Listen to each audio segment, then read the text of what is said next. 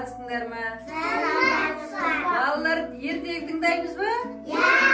Ал мен сендерге торғай мен тышқан деген ертегі айтып берейін, балалар? Баяғыда торғай мен тышқан екеуі дос болыпты.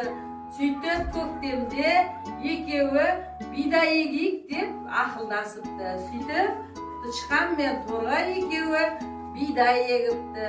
Тышқан жерді қазып, ұртына бидайды салып, бидай егіпті.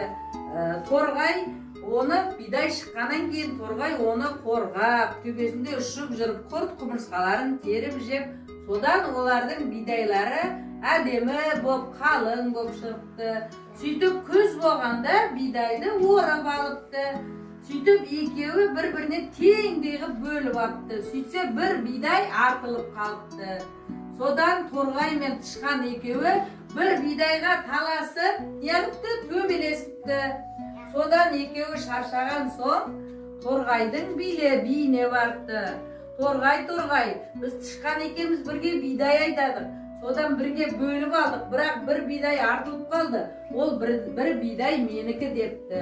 Сөйтсе, торғай, мен де қорғап, құрттан қорғадым, мен үстінен қарап жүрдім, сөйтіп, менің еңбегім мен алуым керек депті.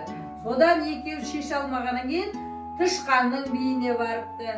Тышқанның биіне барса, тышқанның биі де солай айтты, тышқанның еңбегі көп. Ол ұртымен бидайды сепкен, жерді тырмалап қазған депті. Содан болмаған соң тышқан мен торғай екеуі таудың етегінде бір малшыға барыпты. Малшыға барып, біз осылай бидай егіп едік, бір бидай артылып қалды. Сол кімнің еңбегі, менікі ма, торғайдікі ма деп тышқан сұраса, екеуінің де еңбегің бар деп, малшы тышқан мен торғайға бидайды тең ортасынан бөліп, екеуіне бірдей ғып беріпті.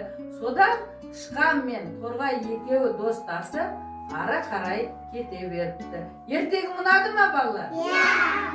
Ой, апаларың ертегіні жақсы айтады екен, балалар?